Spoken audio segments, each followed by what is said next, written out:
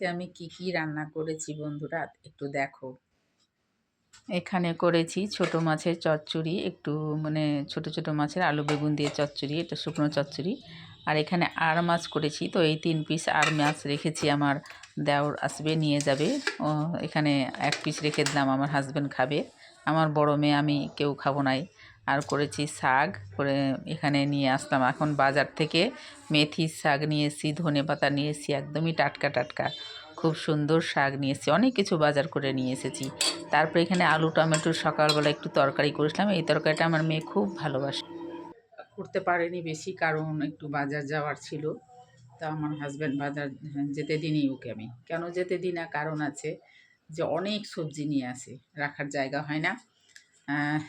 থাকতে গেলেও যদি সবজি থাকে সেটাও নিয়ে আসে, না থাকলে সেটাও নিয়ে আসে। প্রচুর সবজি নিয়ে আসে, নষ্ট হয়, লাস্টে ফেলতে হয়। সেজন্য বলেছি তুমি যাবে না বাজার, আমি যাব। সেজন্য তাড়াহুড়ো করে রান্না করেছি, আর মাছ করেছি, আর ছোটো মাছের চচ্চড়ি করেছি আলু বেগুন দিয়ে শুকনো করে।